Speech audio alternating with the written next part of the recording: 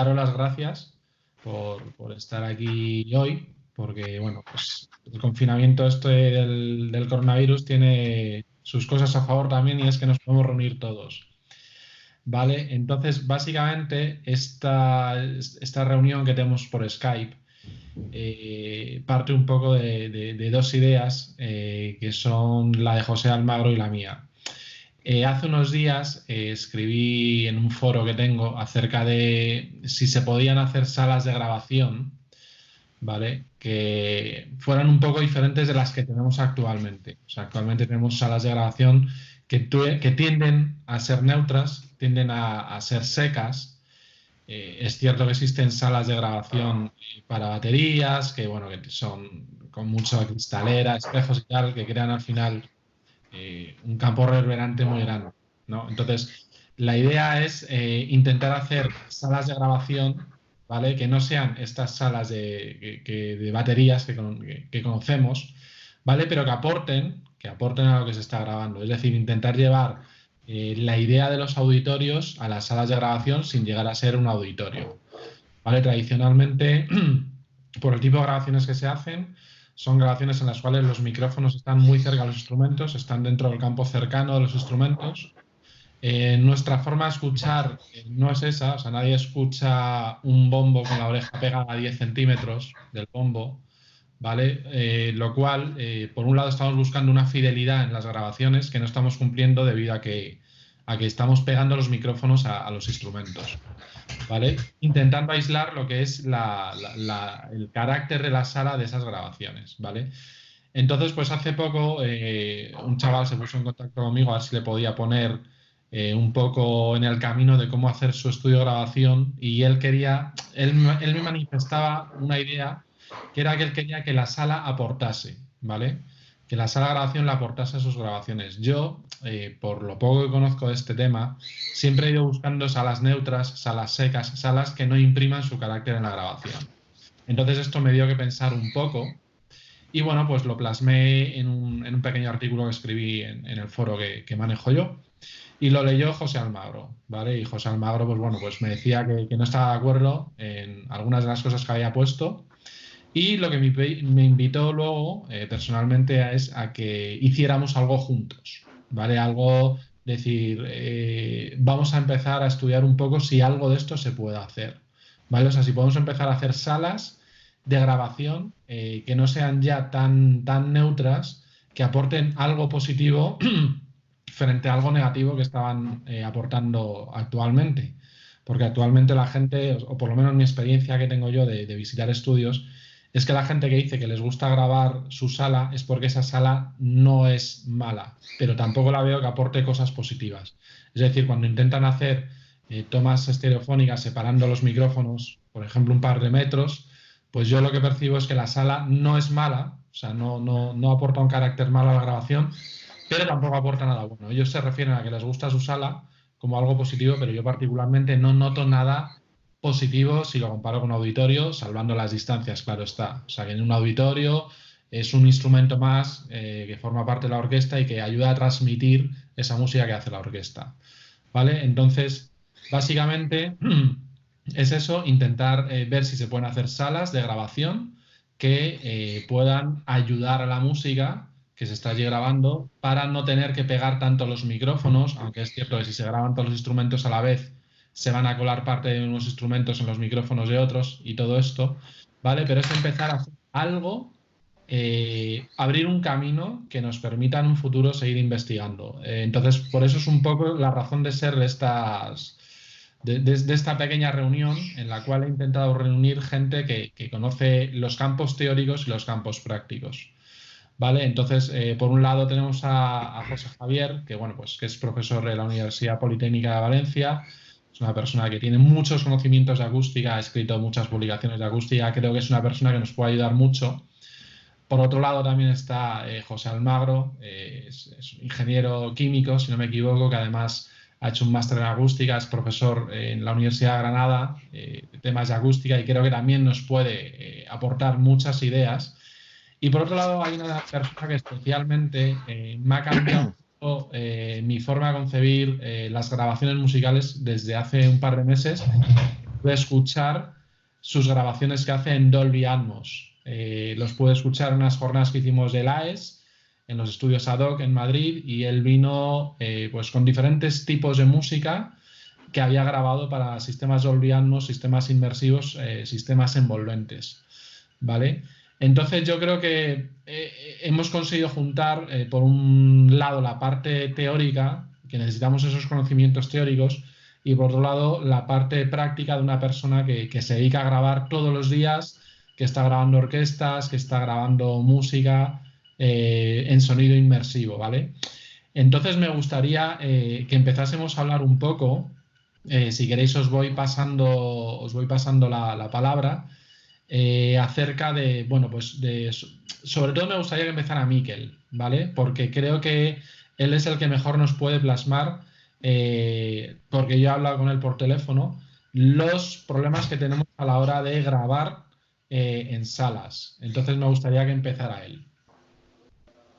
Vale. ¿No? Pues estoy totalmente de acuerdo con esa teoría de alejar la microfonía. Es una cosa que yo hace bastantes años empecé con eso, porque en realidad un instrumento a cierta distancia es donde coge el equilibrio natural, no tan cerca, ¿no? El asunto es que en el momento que empiezas a alejar la microfonía, empieza a entrar la sala a jugar, ¿no? Empieza a resonar la sala y entonces, claro, efectivamente, si la sala no suena en la misma dirección en la que tú quieres hacer la grabación, en vez de aportar, va a la contra. Entonces, para ello se ha desarrollado toda la técnica de microfonía muy cercana, pero que ha sido a posteriori, porque antes grababan los grupos con muy poquita microfonía, porque técnicamente no había, pero aprovechaban las salas para eso. Y la verdad es que hoy en día, buscando un sonido, digamos, neutro, que no aporte nada, pues se han convertido todos los estudios en salas casi, como si dijésemos, anecoicas, o que no aportan absolutamente nada, o un espacio, un hangar donde no tiene ningún tratamiento acústico y tienes que acercarte mucho para por lo menos tener una relación entre sonido reflejado y sonido directo que puedas después trabajar. También la música pues va un poco en esa dirección también. La parte acústica del sonido, de empezar con una sonoridad, aprovechar el espacio, lo tridimensional, de crear espacios dentro de la mezcla, aunque sea en estéreo, de planos más cercanos, más lejanos, a la izquierda, a la derecha, todo eso se está convirtiendo en algo de sampler, ¿no? Y va desapareciendo esa tridimensionalidad en muchos casos. Que lo da, para mí, lo da solo la sala. Yo trabajé hace muchos años en un estudio,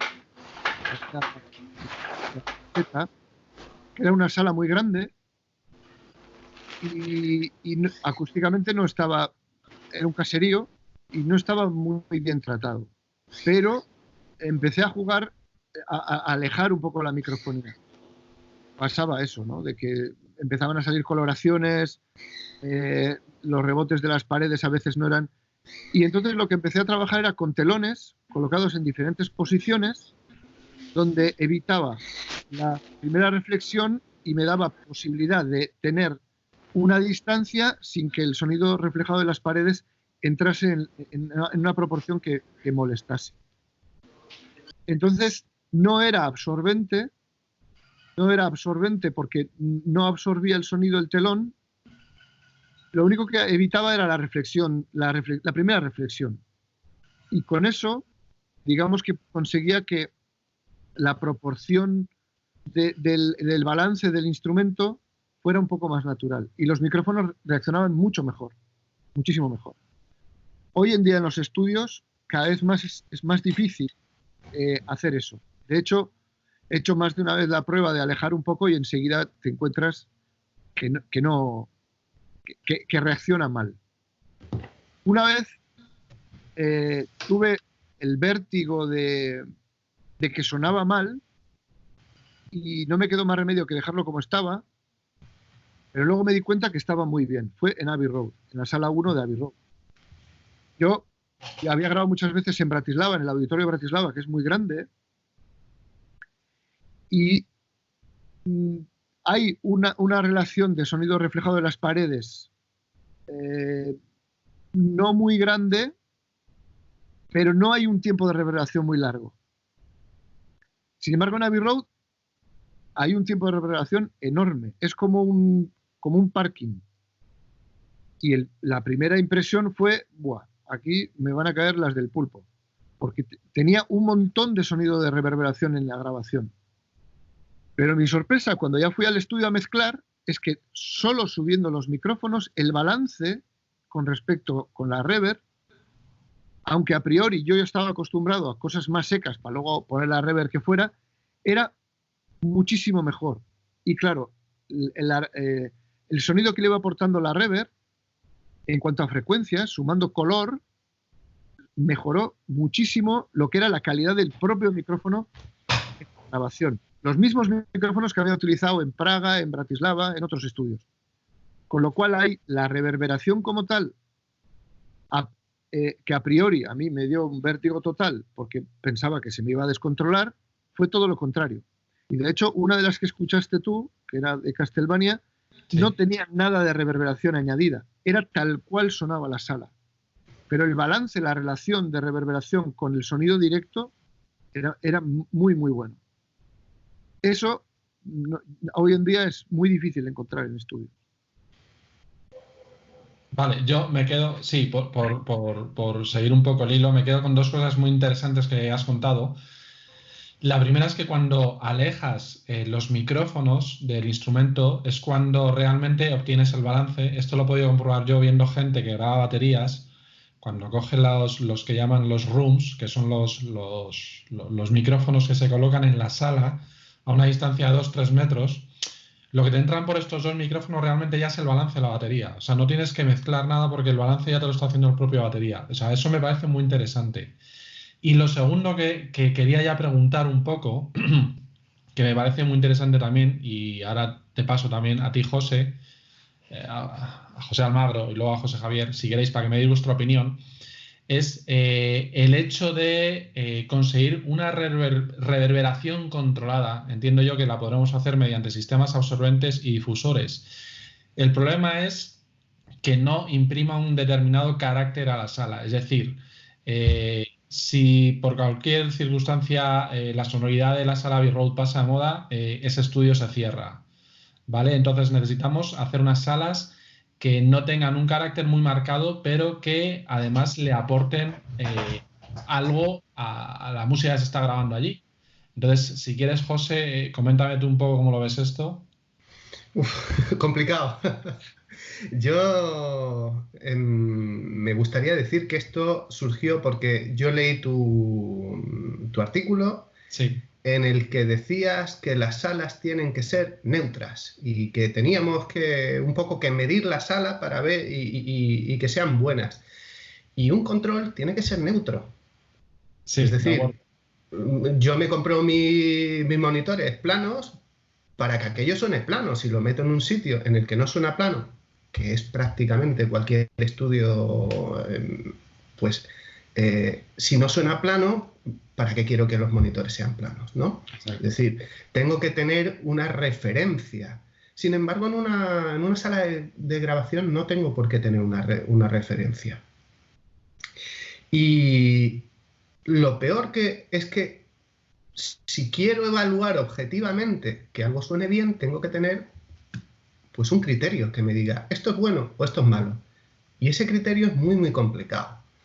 Entonces, como ingenieros, nos gusta tener un criterio muy sencillo que te diga estoy aquí, estoy en un 9,5, a ver si puedo subir a un 9,8 o puedo llegar al 10.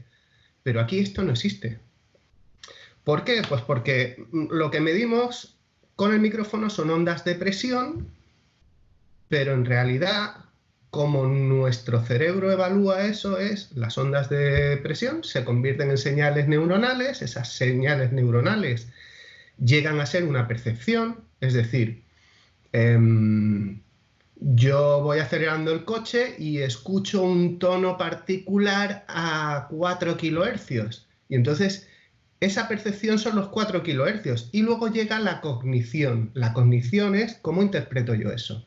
Ostras, ese pitido, yo, por mi experiencia particular, etcétera, etcétera, sé que es el turbo. El turbo está sonando y se me va a romper. Y entonces me genera un sentimiento, una emoción de que se me va a romper el coche.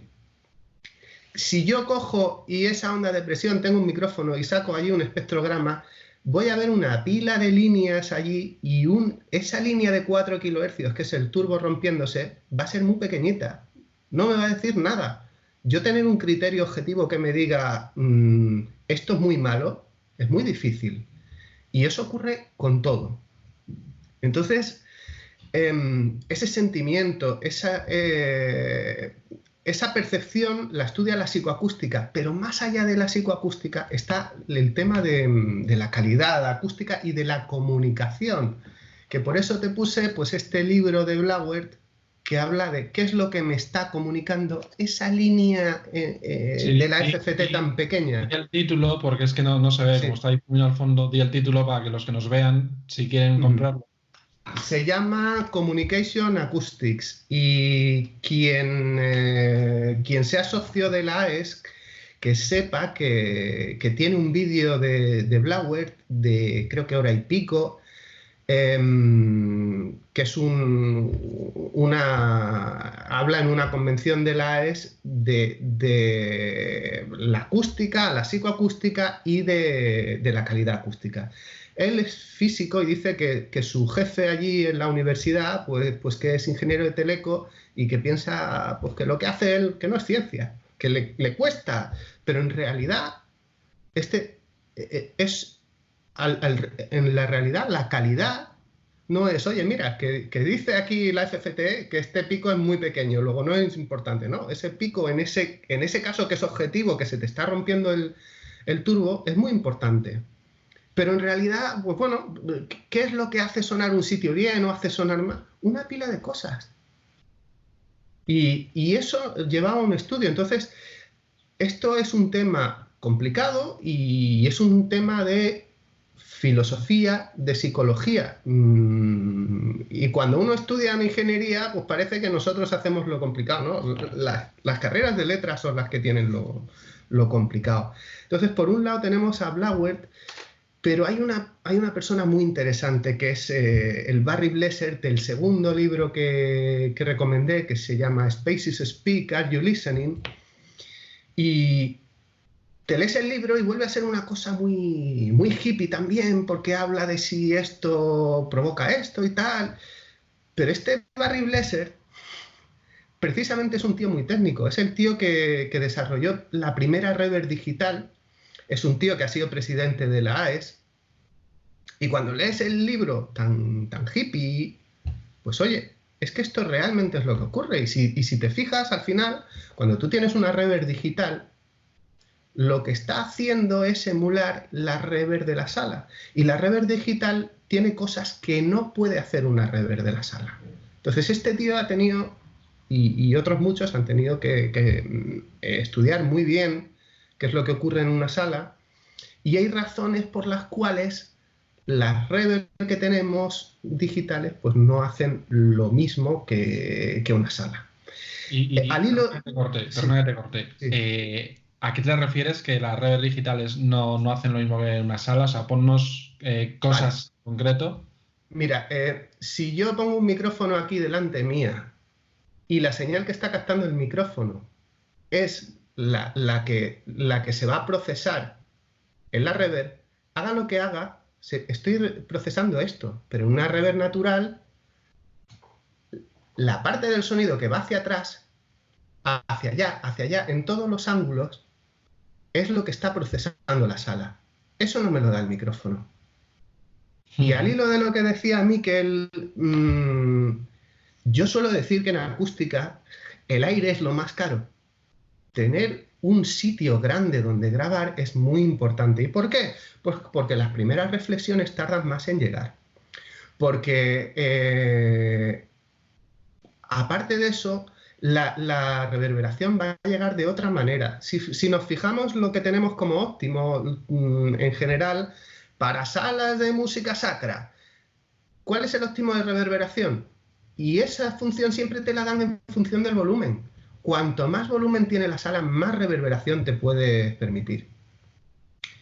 Y otra cosa que habla Blessed, que me parece muy interesante, habla de una cosa que llama aural caffeine, la cafeína aural, que es algo que te está dando esa reverberación que te hace, te despierta, te hace sentir inquietud. Eso es importantísimo. Eso es importantísimo, porque igual que el turbo, al romperse del coche, te pone de los nervios, pues el desequilibrio que tiene un V8 de estos americanos que provoca un determinado ruido es lo que a ti te da sensación de potencia. Entonces, ¿qué es lo que me está comunicando? La reverberación de la sala me tiene que comunicar algo, y me tiene que comunicar algo que me guste. ¿Qué es lo que me gusta? Pues es que a lo mejor lo que ahora me gusta dentro de 10 años lo tengo saturado. Si ahora el autotune lo ponen a saco, dentro de 5 años lo vamos a odiar. Pero a lo mejor dentro de 20 se vuelve a poner de moda. Entonces, eso tenemos que tenerlo en cuenta. No hay un criterio que diga, esta es la sala buena. Claro, Porque... a eso me refería antes con la pregunta que he hecho un poquito, ahí que la he lanzado un poco, de si podemos llegar a tener una sala que nos aporte, que nos interese grabarla y Sí. que el aporte no pase de moda. Bueno, eso es muy complicado. O sea, que no O sea, imprima un carácter tan fuerte como para decir, sí. dentro de 10 años, esto ya no me gusta. A ver, hay unos pantalones que te pongas ahora y que no pasen de moda, pues a lo mejor existen y seguramente existen, pero no serán unos pantalones que tú los veas por la calle y llamen la atención los pantalones que lleva ese tío. Claro, eso quiero llegar yo.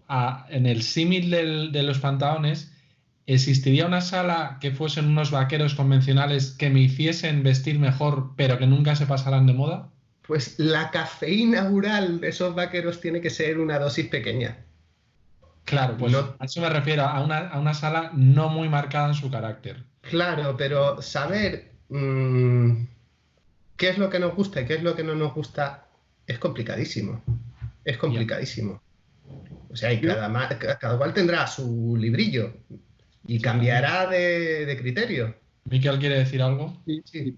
Yo en ese caso, yo buscaría una sala que, aparte de que pueda dar un color más, menos, nos guste más o menos, fuera una sala que nos dejase trabajar. Que en realidad pudieras poner la microfonía donde tú quieras sin que eso te estuviera implicando el tener que aceptar otro tipo de coloraciones. Que pudieras, si quieres un sonido más cercano, pudieras tener, si es más lejano, pero que luego ya lo que dices, el sonido, el color, lo que pueda pasar de moda, ya tendría que ser, digamos, una cosa al margen. Entonces iríamos hacia una sala más neutral. Pero dentro de una sala más neutral estoy muy, muy de acuerdo con lo que has dicho. El espacio es vital. Si hay aire, si hay espacio, si no tienes unas reflexiones que puedas trabajar con la microfonía, de poner a un músico, dices, es que yo quiero que suene este músico como si sonase a 10 metros de distancia. Y ya con eso tienes la sensación del espacio que te da la profundidad, pero que no implique que haya una reverberación. Dices, pero me tengo que comer la reverberación, porque es una iglesia. Una sala donde puedas trabajar tú los espacios, dimensionar la posición de los músicos, puedes poner a un músico que suene detrás, otro que suene delante, y con una microfonía, un par estéreo, puedas tener esa opción de escuchar uno cerca, uno lejos, pero que el que esté lejos no tenga mucha reverb y el que esté cerca tenga muy poca, o que el que esté cerca tenga una reverb reflejada. Ahí, en ese punto, podríamos encontrar un punto donde puedes trabajar el espacio aparte de lo que sería todo lo demás, que es lo que estaba diciendo, que la moda, si está aportando un color, la moda va a cambiar. Me parece interesante ese planteamiento de conseguir diferentes reverberaciones alejando y acercando el micrófono a la fuente. Y no sería quizás tanto una reverberación, perdona, no sería tanto sí. una reverberación, sino el poder captar el espacio el espacio que hay desde donde estás tú hasta donde está el músico, porque en realidad estamos muy acostumbrados a escuchar las cosas en un plano muy cercano, todo. Un panorámico izquierda-derecha, pero poco de profundidad, porque en realidad nosotros podíamos hacer una grabación un poco como se hacía antes, donde estaba el cantante estaba aquí y el coro estaba 5 metros más atrás, pero era con el mismo micro. Pero solo por la posición, por la distancia y lo que eso supone a la entrada de micro de pérdida de algunas frecuencias y de la sensación de cercanía del micro, ya nos está creando un espacio. Ya nos está mezclando los dos instrumentos sin variar el micrófono. Pero ahí no necesariamente tiene por qué entrar la reverberación como tal, como una cola. Esto implicaría un campo sonoro bastante homogéneo, entiendo, porque el que tú puedas desplazarte 1 metro hacia un lado y hacia otro sin que haya grandes variaciones, entiendo de ser un campo sonoro bastante homogéneo. Sí hay variaciones. Hay variaciones de la distancia.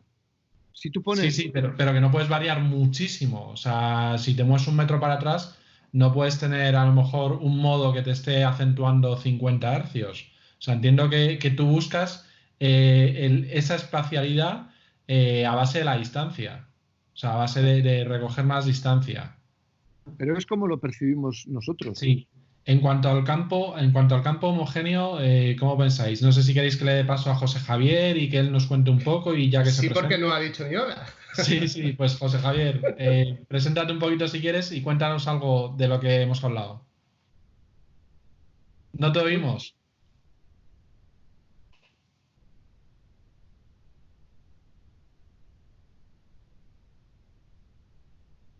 Bueno, si queréis mientras él lo va solventando, coméntanos tú un poco, José Almagro, si quieres, ¿qué opinas de lo que nos ha comentado Miquel y de esto de que planteo yo del campo sonoro homogéneo? Sí, a ver, un campo sonoro homogéneo en acústica es lo que llamamos un campo reverberante. O sea, el campo reverberante es una idealidad en el cual en cualquier sitio existe el mismo nivel, existe la misma posibilidad de que el sonido venga de cualquier lado y que es pues, un sitio con una reverberación tremenda, tremenda. Y eso evidentemente hay que evitarlo. El ejemplo contrario es un campo libre, que es una cámara anecoica. Pero en la práctica tenemos una parte de libre y otra de reverberante que depende de la distancia de donde estés.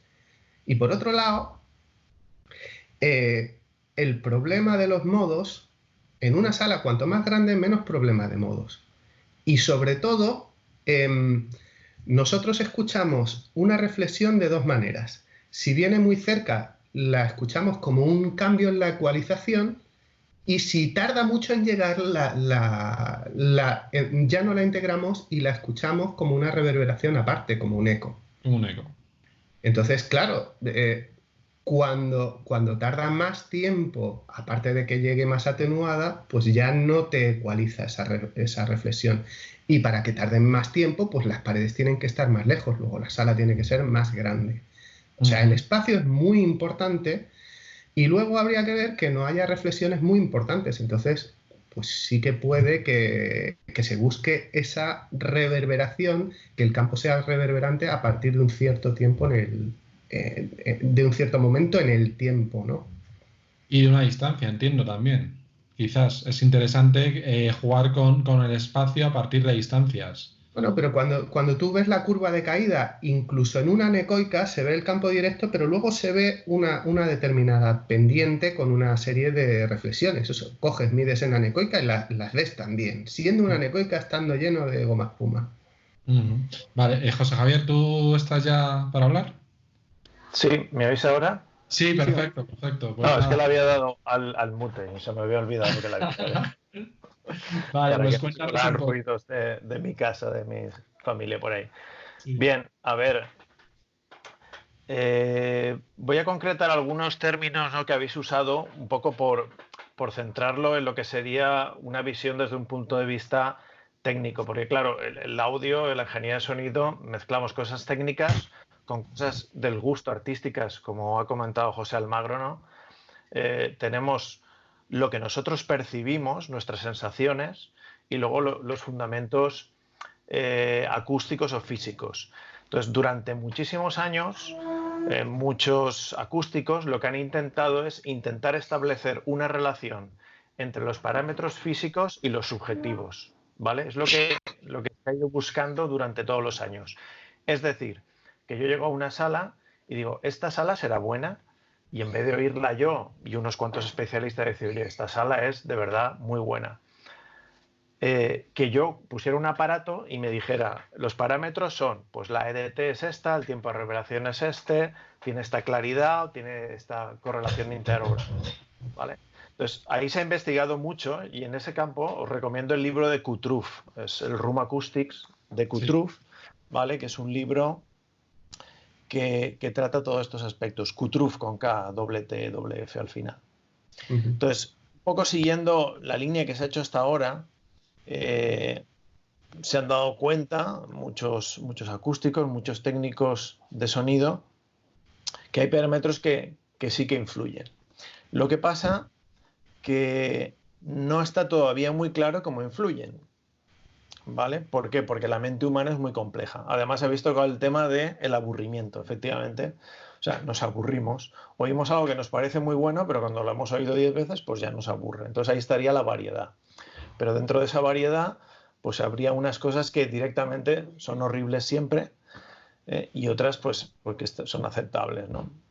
Entonces, en ese sentido, podemos trabajar en esa línea de buscar qué cosas son ya exageradas y no le van a gustar a nadie, o qué cosas son adecuadas. Entonces, cuando nos ponemos en qué cosas son adecuadas, tenemos que pensar para qué son adecuadas. Obviamente, no es lo mismo la grabación de música clásica que la grabación de un conjunto de jazz. No vamos a buscar el mismo tiempo de reverberación. Con lo cual, ya no podemos decir esta sala es buena. ¿Por qué? Porque a lo mejor esta sala es buena para grabar sinfónica, esta es buena para grabar música sacra, que ya habéis comentado, y esta es buena para grabar jazz.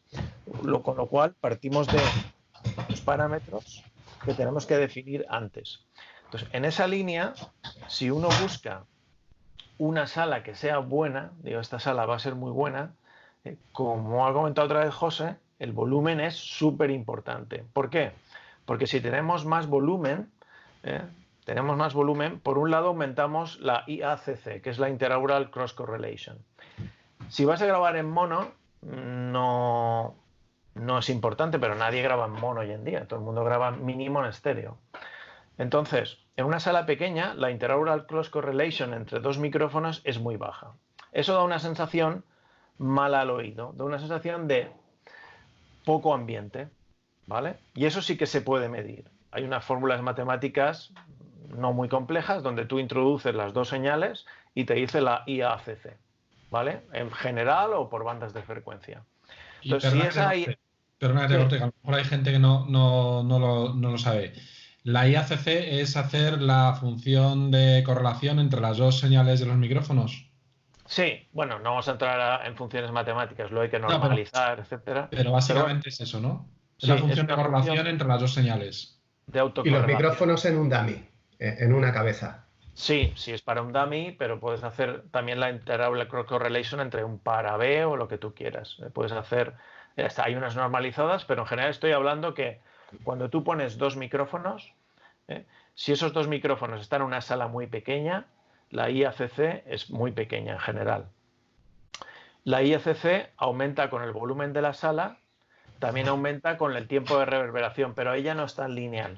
Eso de decir, bueno, hago una sala muy pequeña, pero la pongo de azulejos y entonces como tiene mucha reverb me va a hacer mucha... No, ya no funciona exactamente igual, ¿no? Aparte que sería horrible, ¿no? Daría un filtrado en peine terrible. Entonces las salas pequeñas, aparte de tener baja IACC, lo que tienden es hacer un filtrado en peine muy marcado. El filtrado en peine se produce por una reflexión y produce un nulo o una frecuencia, ¿vale? Un nulo o una atenuación, nulo total nunca es, pero una cierta atenuación, un realce a otra, vuelve a bajar, vuelve a subir, no sé si hay aquí una herramienta, pero sería algo así, ¿no? Como un peine. Sí, luego lo pongo yo, luego le pongo una imagen y ya está. Un dibujito, vale. Sí. Entonces, cuanto más grande esa sala, ¿vale? El peine, digamos, tiene menos púas, ¿vale? Y las que tiene se hunden muy poquito. Entonces, las salas más grandes no producen ese confiltering, es decir, en inglés, el filtrado en peine, y no te alteran la tímbrica del instrumento. Entonces, así, por decir algo ya para empezar, ¿no? Si tu estudio es muy pequeñito, hazlo muy absorbente, porque como lo hagas reverberante, ya es casi seguro que no te va a ir bien. Ahora vamos, ya tengo un estudio muy grande. ¿Qué es lo que tengo que hacer? Vale, pues ahí ya entraría, pues depende del tipo de música, puedes jugar una cosa u otra. Es más, si alguien va a hacer un estudio profesional grande, la tendencia hoy en día es hacerlo desde acústica variable. Es decir, que hay paneles que se pueden girar y entonces le cambias y pruebas. Porque algunas cosas las podremos predecir con estas formulitas, ¿no? Pero otras son tan subjetivas que no hemos llegado. O sea, no hemos llegado, la ciencia, la acústica no ha llegado a decir esto te va a gustar, ¿vale? Y aparte es que te puedes aburrir. Entonces, la idea sí que yo lanzo es, si se va a diseñar un estudio, por supuesto que es donde se quiere aprovechar un poco la acústica, es que sea muy grande y que tenga acústica variable, para que podamos jugar y ver al final el ingeniero de sonido que está ahí, si eso le gusta o no le gusta, ¿no? Y sería mi aportación hasta este momento. Vale, a mí me parece perfecto. Si queréis comentar algo, José, tú primero si quieres. José Almagro. Pues no sé, yo el tema de la reverberación que hemos dicho, que una reverberación adecuada no debe llamar mucho la atención, el ejemplo ese que ponía de los pantalones, sí. Pues la reverberación debe notarse en el momento en que haya algo impulsivo. Esa es mi sensación. Es decir, cuando tienes a alguien cantando, tocando un instrumento muy constante, no lo oyes. Pero si de repente hay un solo o prácticamente hay silencio y un golpe de batería, en ese golpe de batería es donde tiene que aparecer esa reverberación. No tiene que estar constante o si no acabarás harto o al final no entenderás o sea, no te transmitirá algo negativo. Que se trata de que transmita, pero que lo que transmita sea positivo. Sí, y es complejo, evidentemente. El problema que dices tú, perdona que te corte, es que actualmente existe una sobrecompresión, un sobreprocesado con compresión. Bueno, eso sí, puede ser. El problema es que hoy en día, cuando se comprime mucho, la reverberación sube. O sea, entonces sí, ya empieza a tomar otro plano. Efectivamente. Entonces, eso es otro punto que hay que tener en cuenta, que es, aparte de cómo tiene que sonar la sala, el procesado que va a llevar luego la música que se haga ahí. Porque no es lo mismo grabar música clásica, que prácticamente no se procesa, a grabar un grupo de rock que va muy procesado y que va muy comprimido y por lo tanto los planos se juntan mucho. Pues probablemente, si vas a usar mucha compresión, necesitarás una sala más muerta también. Claro. Pero yo no sé si la música clásica no se procesa. A mí me da la sensación de que si vamos y medimos picos, algo tiene que hacerse. Yo lo que diga Miquel. Yo en eso el que mejor lo sabe es Miquel. Ha variado tanto lo que es la percepción de una grabación en los últimos años, que hoy en día la música clásica también se procesa. En el momento que ya se utiliza más que un par para grabar toda la orquesta y ya se utiliza mucha microfonía y ya juegas con la mezcla, en ese momento estás procesando. Ahí ya la dinámica ya la estás procesando. Hoy en día, incluso yo creo que también por el gusto, por la educación que tenemos y por los medios en los que escuchamos la música, prácticamente toda la música va muy procesada. Es necesario, además. Está procesada de una forma más amable, más natural, no tan agresiva, como puede ser en otro estilo de música, pero probable también porque otro estilo de música, el procesado es para buscar esa agresividad, esa forma musical más en ese sentido, de procesado, de electrónico, pero es más para mí una cuestión estética en ese sentido, y hoy en día la música clásica también por los sistemas en los cuales se escucha, que tampoco hay un rango dinámico tan grande como para poder escucharlo con la total fiabilidad. Efectivamente. Eso es importante porque si tú grabas una dinámica real, que yo no grabo música, pero muchas veces sí que estamos grabando paisajes sonoros y me veo que en una calle hay picos de 120 decibelios en una calle normal. Y dices, si yo tuviese que grabar esto, luego en su casa alguien quiere escucharlo con fidelidad, ¿quién tiene un equipo que pueda llegar a esos 120 decibelios sin distorsionar? No, no los tiene nadie. Para una calle, pues tú imagínate una batería, lo que puede dar de pico.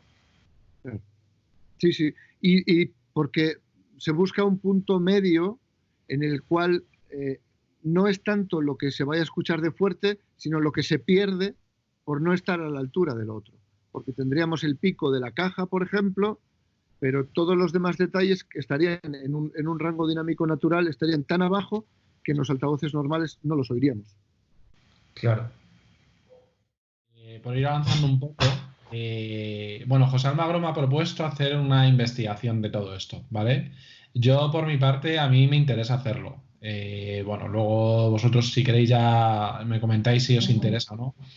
Hemos pensado en hacer algo tampoco que sea muy matemático ni muy físico, sino simplemente intentar aplicar la ingeniería y la psicoacústica de una forma que nos permita establecer una serie de parámetros, como en su día hizo Beranek con los auditorios, pero para los estudios de grabación, ¿vale?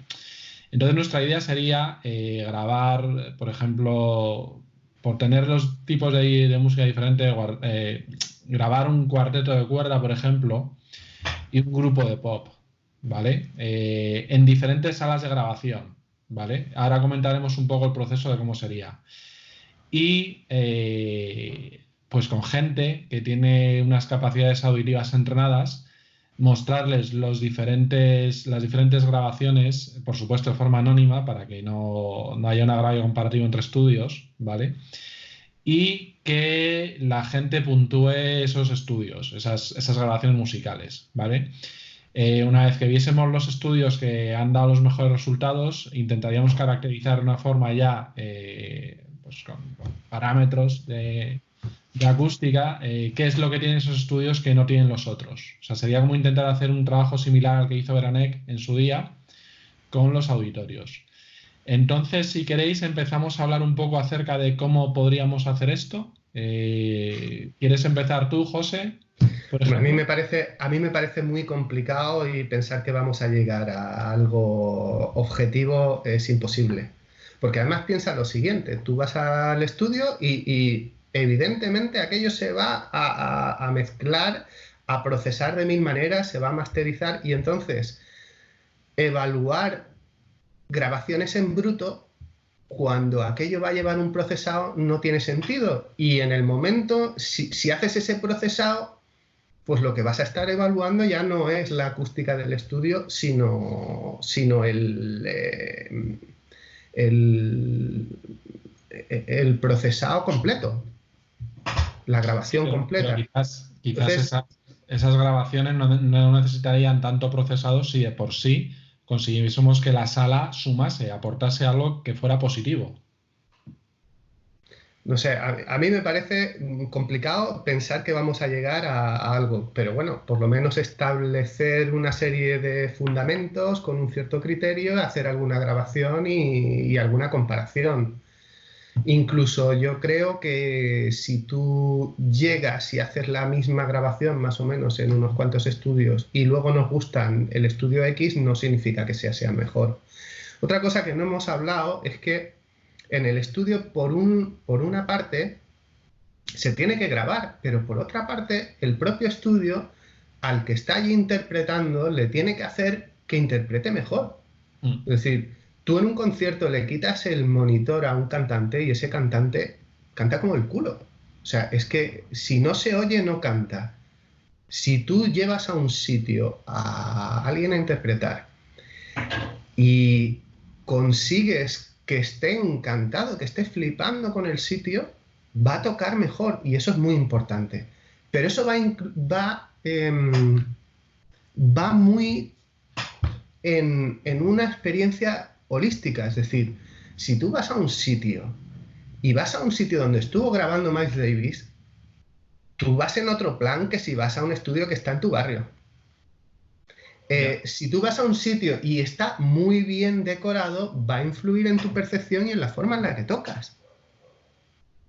Entonces eso es importante también. O sea, yo como ingeniero que trabajo con arquitectos y que me acuerdo ir a estudiar a la biblioteca de arquitectura y estaba todo el día comentando revistas y decía, no, pero si yo llego como ingeniero e intento evaluar una casa de manera objetiva, pues la puerta tiene que estar así, la transmisión de calor tiene que ser así, tal y que cual.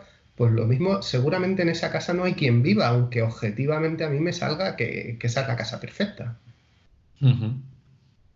Sí, bueno, que esto al final sí Entonces, acústico, es como te sientas ahí. a mí me parece estupendo que jugueteemos con alguna grabación, alguna toma, que metamos una reverberación, que grabemos en ambisónico y por tanto el procesado juguemos con él de una manera medianamente natural, pero que lleguemos a esos óptimos de Veranex me parece muy, muy complicado. Bueno, por lo menos intentar establecer algún tipo de ideas o parámetros que nos sirvan. Yo creo que nuestra subjetividad sea un poquito más objetiva. Creo que eso es suficiente. O sea, Sí. yo he medido una pila de salas y aparte de medirlas, las he escuchado. Y entonces cuando veo una gráfica, una respuesta a impulso, a veces me mandan alguna y digo, pero tío, qué mal suena esto. Y se ríe la gente, pero ¿cómo lo sabes? Pues, ¿por qué? Pues porque he medido muchas salas y he visto muchas mediciones y he escuchado en esas salas. Entonces, creo que ahí podemos avanzar un poco. Llegar a tener un criterio objetivo, ojalá, pero va a ser complicado. Vale, tú, José Javier, ¿qué opinas? Está El muteado. mute otra vez. Mute. Yo, a nivel de grabación, en estudio no tengo mucha experiencia. Sí que he grabado sobre todo música clásica, pero son salas con mucho más volumen, ¿no? Donde pues se busca otra cosa. En cualquier caso, la comparación efectivamente es compleja, pero es posible, pero que hay que establecer unos criterios. Por ejemplo, si quieres comparar dos salas, pues deberías de poner siempre la misma microfonía. Por ejemplo, mira, vamos a poner un para B, vamos a poner un XY, ¿vale? Y yo qué sé, si hay a lo mejor una batería, pues ponerle a la batería otro para B allí. Pero claro, no podemos jugar con muchos micrófonos porque entonces ya, pues como ha dicho José Almagro, de la cosa se complica y ya no sabes qué hacer. Y por supuesto, no procesar después la señal, es decir, grabar al aire. Claro. Entonces, aquí el problema es, bueno, tienes que llevar el mismo grupito a todas las salas, pues no hay que hacer eso. Lo que tienes que llevarte es algún altavoz o un monitor bueno y simular que ese monitor es el instrumento. Y ya grabas directamente las respuestas impulso desde muchas posiciones de la sala, las grabas, las respuestas impulso, y después de ahí metes los instrumentos que quieras para probarlo con distintos tipos de música. Entonces, es viable, es decir, es llevarse monitores, distribuirlos por la sala, donde se supone que podrían estar los instrumentos, una configuración más o menos adecuada, que sea más o menos uniforme. En cada sala será distinta porque cada sala tiene una forma y un tamaño, y colocar una serie de micrófonos y grabar las respuestas a impulso y almacenarlas. Y ya después la gente con eso se coloca distintos tipos de música y prueba, ¿no? ¿Cómo va a sonar esta sala? Incluso puedes hacer una base de datos de estudios de España, ¿no? Entonces tienes una base de datos y dices, bueno, quiero ver cómo sonaría en tal estudio. Y lo escuchas. Pasa que eso tiene sus complejidades, ¿no? De derechos de cada estudio, etcétera, pero algunos igual se prestan a ello, ¿no? ¿Cómo va a sonar este estudio? Oye, pues este me gusta para este tipo de música o no me gusta. O sea que sí que es viable hacerlo y sin llevar un grupo de música allí, ¿no? Llevando unos cuantos altavoces y ya está. No va a quedar igual de perfecto porque efectivamente, como habéis comentado antes, está la directividad de la fuente, que es algo realmente complejo, donde muchas fuentes propagan hacia atrás. Entonces, cuando colocas un altavoz, tu altavoz tiene una directividad, si es un monitor bueno, pues tiene una directividad más o menos uniforme, alrededor de 120 grados, y después ya es la que es, ¿no? Y el instrumento pues funciona de otra manera, no va igual pues un violín al cuello que un cantante y bueno, y una batería, eso tira para todas partes, ¿no? Entonces va a ser difícil modelarlo todo, pero se puede hacer algo. O incluso pues si en la batería en vez de poner el altavoz hacia adelante lo pones hacia arriba, o puedes ir jugar, depende el equipamiento que tengas. Hacer una primera aproximación la veo viable. Claro, o sea, es time consuming eso, obviamente, pero se podría hacer y tener una idea general. Además, lo puedes estudiar con cuidado, porque luego puedes poner cualquier tipo de música, convolucionas con las respuestas impulso que me diste y te da una idea bastante aproximada y bastante buena de cómo va a ser ese estudio. O sea que si queréis plantear un proyecto en esa línea, pues sería plasmarlo, ¿vale? Se puede plasmar unas líneas de trabajo y seguirlas, ¿no? Para que sea siempre igual en todos los sitios. A mí me parece muy interesante esto que dices, porque precisamente José Javier y José Almagro tenéis una visión similar, ¿vale? Y creo que es una visión bastante acertada en cuanto, por ejemplo, José Almagro proponía, hablando conmigo el otro día por teléfono, grabar el grupo en cámara anecoica y luego llevarnos, pues eso, la música. Bueno, él comentaba de grabar la respuesta impulsiva directamente con impulsos del recinto en diferentes posiciones. Tú comentas reproducir la música. Bueno, no, tú dices también grabar respuesta impulsiva, ¿no? En diferentes. Sí. Vale. Claro. Sí, los dos coincidís con la misma idea, porque luego se convolucionaría. Eso se está haciendo actualmente con reverse de convolución, con el MATLAB se puede hacer, es una convolución es bastante simple. Habría que ver luego cómo se extrapola todo, pues eso, las diferentes posiciones y tal, para intentar hacer algo que se pueda adaptar a un estéreo, ¿vale? O a un binaural. Pero por otro lado también está un poco la idea que tenemos Mikel y yo, ¿vale? Que es un poco más compleja en cuanto a que hay otra opción que es llevarnos directamente a los grupos, a los diferentes estudios, ¿vale? Entonces Mikel habla con él por teléfono, también piensa un poco así, y entonces me gustaría debatir un poco los pros y los contras de cada postura, ¿vale? Que son dos opciones, pero que lógicamente los resultados pueden ser un poco diferentes, ¿vale? Entonces si quieres empieza Mikel, tú, y comentas un poco la idea. Bueno, si la idea es saber la acústica o conocer la acústica del estudio, yo creo que, como ha dicho José Javier, debería de ser la mínima microfonía posible, porque en realidad, si lo que queremos es saber cómo está sonando esa sala, no nos interesa tanto cómo suena el instrumento, sino cómo está sonando la sala. Entonces debemos de recoger la sala, no el instrumento. Y después hay estilos de música que no entran en ese concepto. Bajo eléctrico, a día de hoy, todo el mundo lo entiende por línea. Nadie lo va a entender dentro de una sala con una reverberación y con un espacio X. Y el sonido del bombo igual.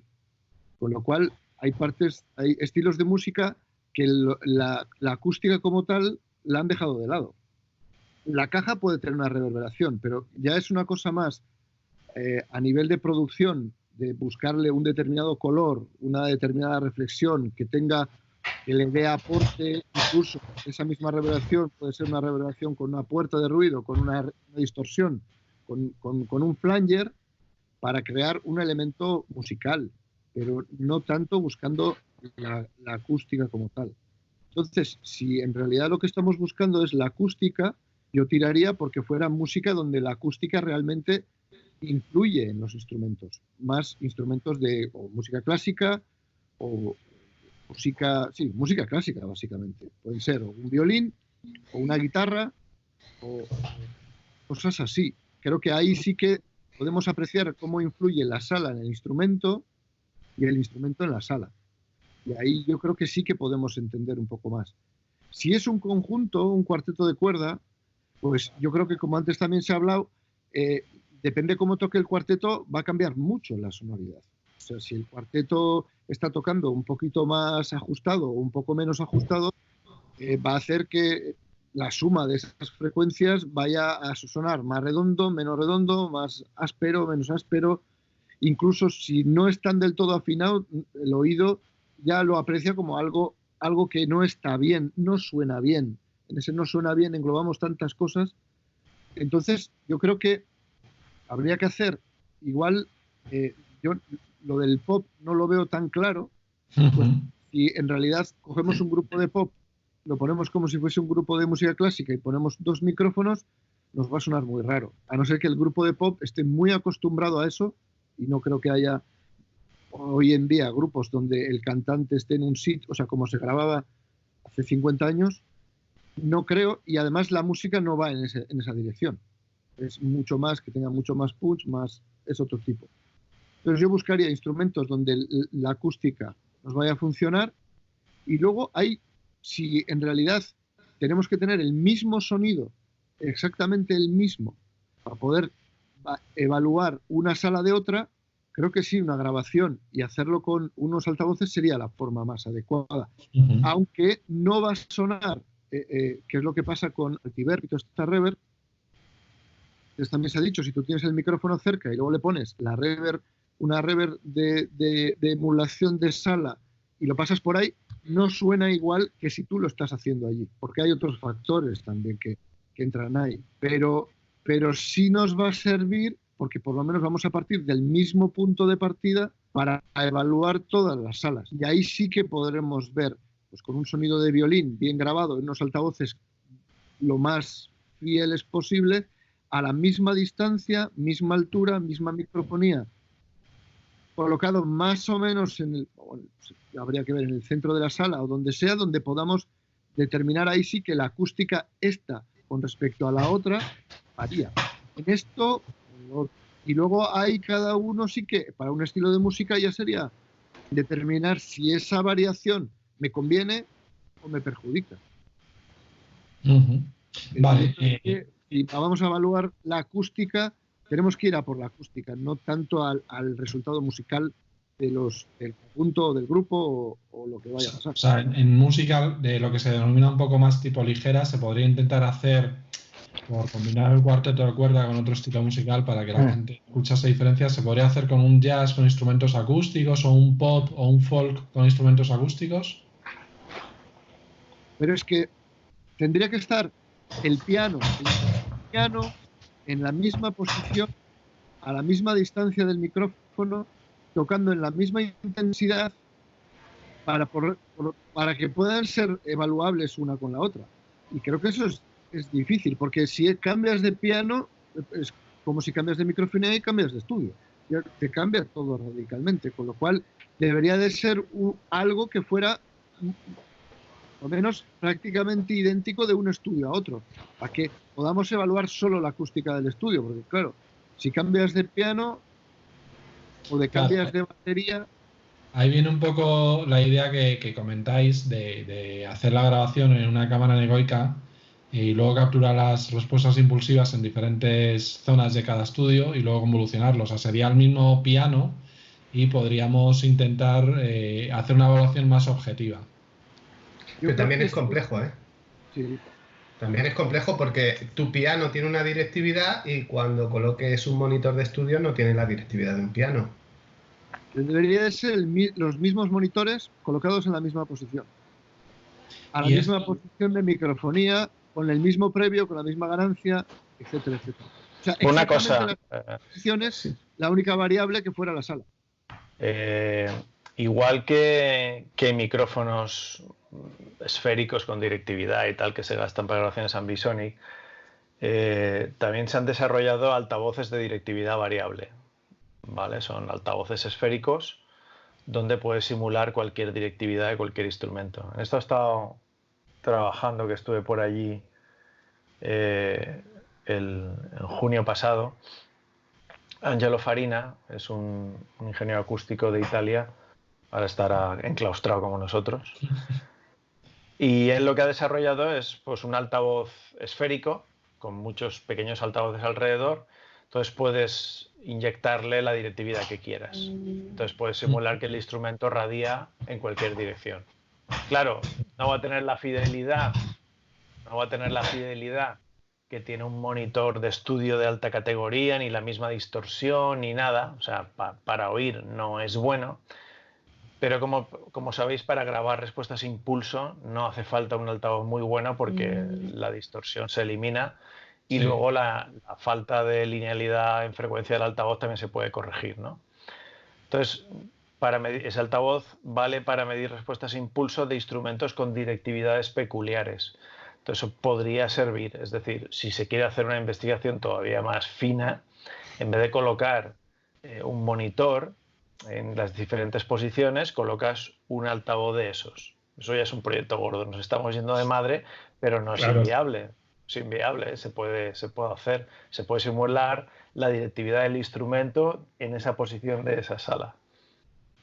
Vale, entonces parece claro que lo ideal sería grabar los instrumentos o la banda o lo que fuera en una cámara anecoica o en un estudio que fuera muy seco y que no nos influyese mucho la acústica de ese estudio, y después llevarnos eso a cada sala de grabación de cada estudio y empezar a capturar respuestas impulsivas.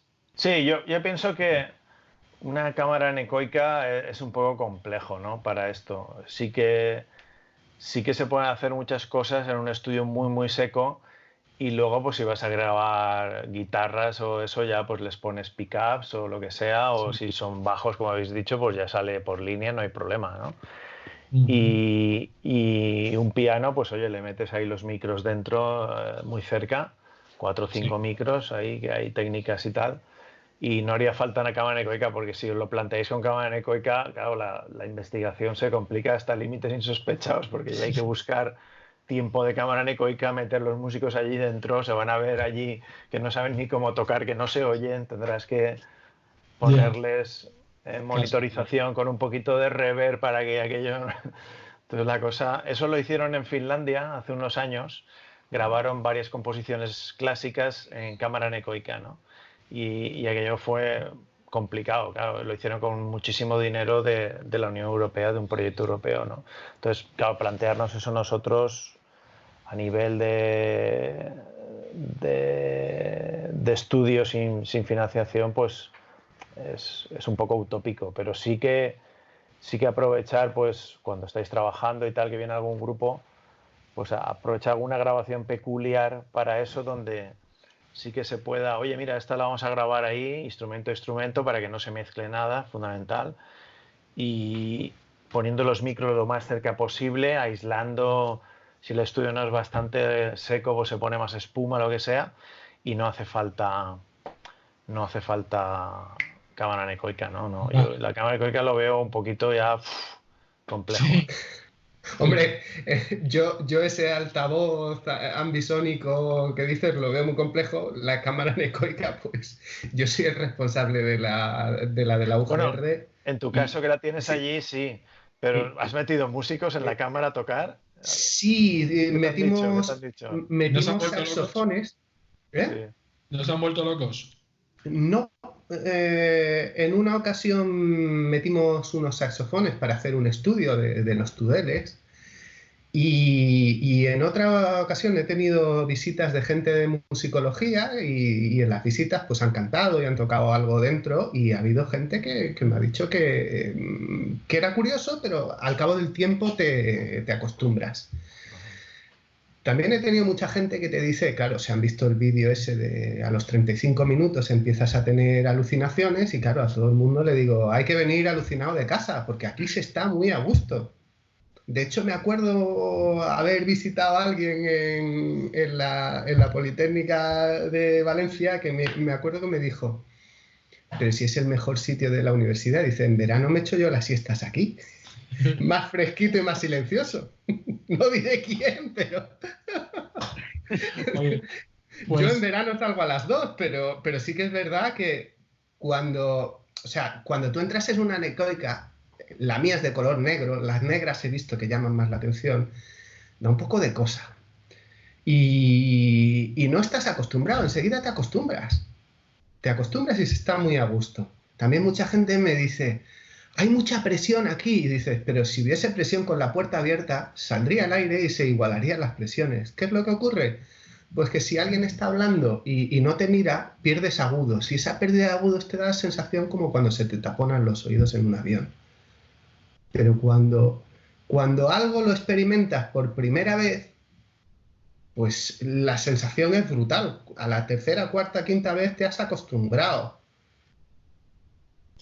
A mí el proyecto me interesa bastante, ¿vale? Y creo que hay predisposición por parte de la gente. Creo que podemos contactar con estudios, se van a prestar, siempre que se haga de forma anónima, no va a tener ningún problema. Yo creo que esto se puede aprender mucho. O sea, hay mucha gente que le interesa, pues eso, evaluar sus estudios. Y hay mucha gente que necesita conocer pues un poco cómo hacemos todo esto. O sea, porque ellos también pueden aprender. O sea, que yo creo que esta gente no va a haber problemas. O sea, nos van a hacer sus espacios para poder tomar las respuestas impulsivas. También es interesante este tema para toda la gente que actualmente está trabajando en acústica, aunque en España, por desgracia, ya no se hacen tantos estudios de grabación, pero me parece que es un poco darle una vuelta de tuerca a lo que generalmente se ha hecho, que son salas neutras o salas excesivamente brillantes. Entonces yo creo que es algo que es muy bonito y creo que todos podemos aprender de ello.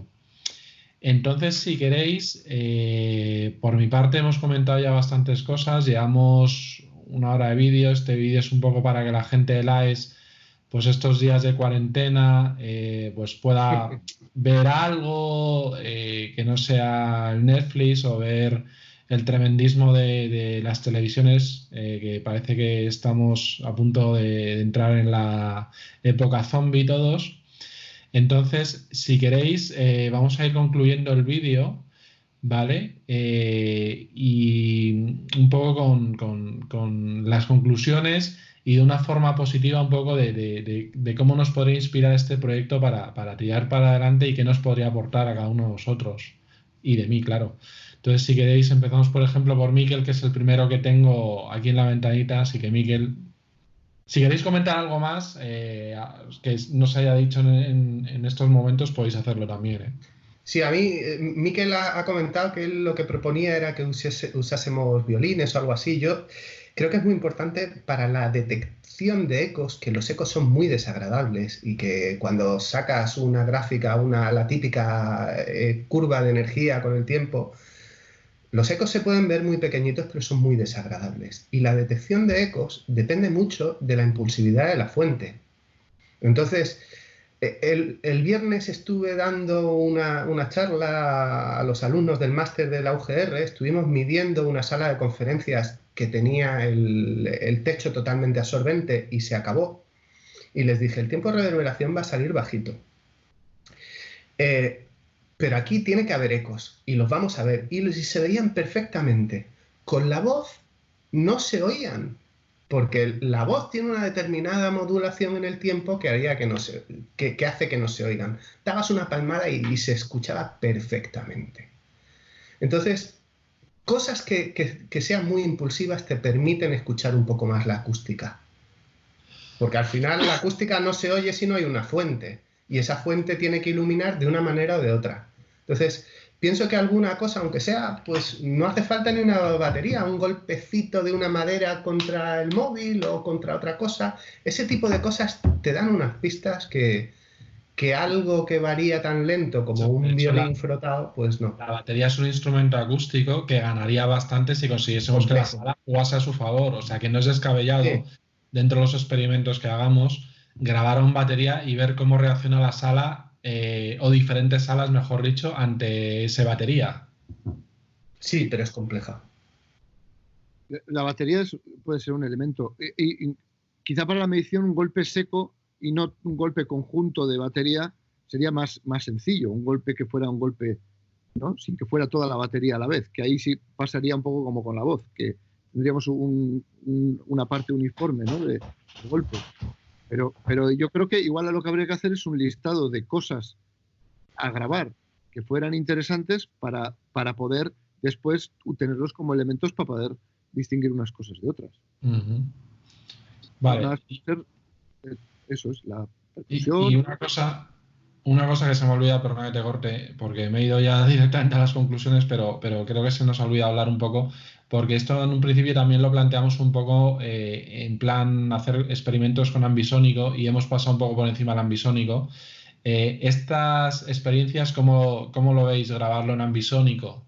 Porque me gustaría Al saber. final hemos hablado de capturar impulsos. Los impulsos pueden ser con un micro Omni o pueden ser con un par estéreo o pueden ser con un ambisónico y luego hacer el par Omni después.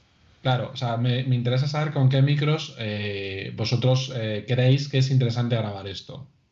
Hombre, A a mí el ver, ambisónico me encanta.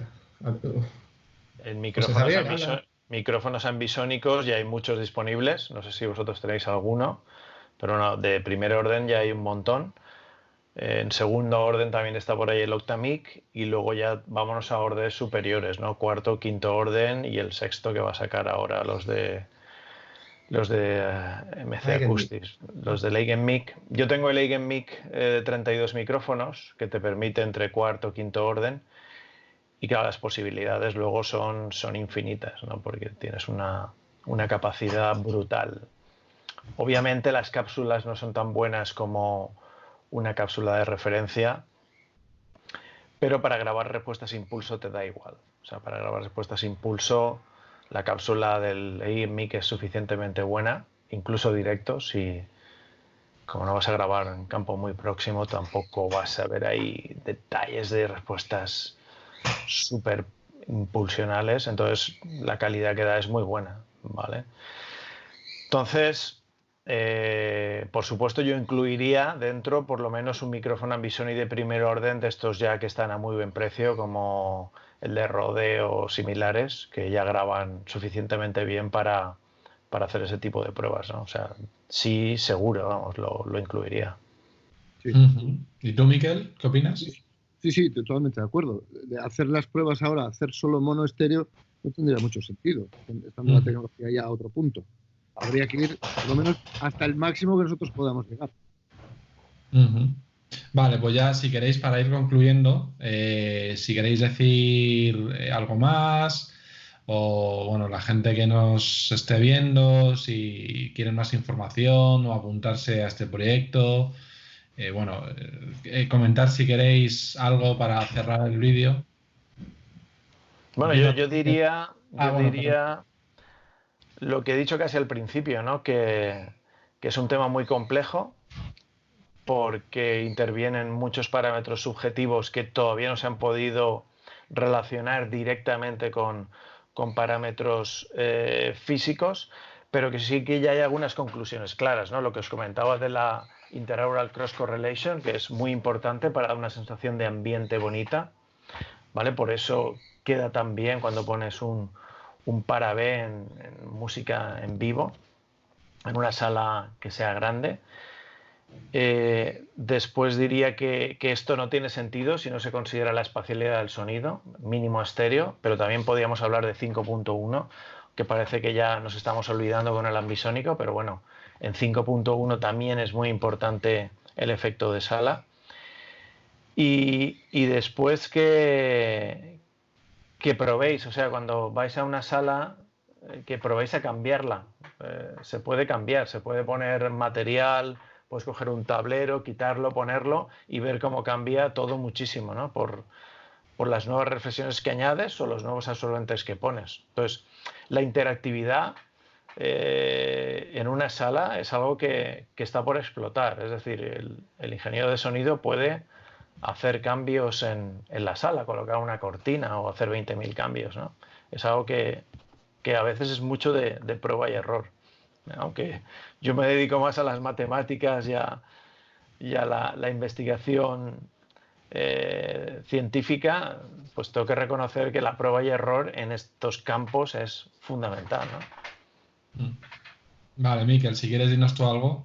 Sí, bueno, totalmente de acuerdo. Es y debe ser la primera prueba, que es la de colocar el músico en qué parte de la sala y si muchas veces lo que se hace se utilizan o paneles o cosas. Lo que debería ser lo primero es adecuar la acústica a lo que debes de hacer con lo que tienes, los instrumentos o la microfonía que tienes. y a partir de ahí empieza la grabación. Pero Vale, pues José, si quieres tú, José Almagro, si quieres ir cerrando tú el vídeo. Bueno, yo es que he hablado mucho. Yo creo que lo he dicho ya todo.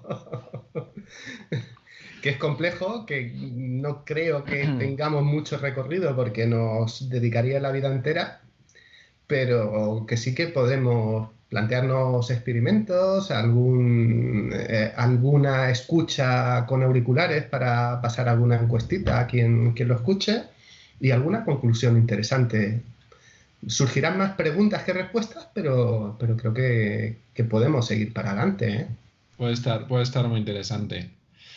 Vale, muy bien, pues 1 hora y cuarto de vídeo. A ver, los que hayan aguantado hasta el final, nada, que toda la ayuda que se nos pueda proporcionar será bienvenida.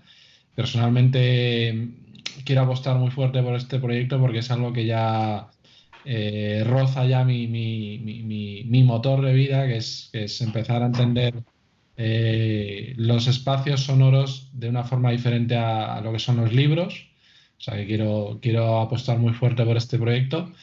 Y nada, pues que esperamos que se os haya hecho amena esta cuarentena a todos los que nos hayan visto y gracias a vosotros por haberme cedido 1 hora y cuarto de vuestro tiempo y que seguramente va a haber mucha gente que les va a parecer interesante este vídeo. Así que gracias a todos. Hasta luego. Hasta luego. Hasta luego.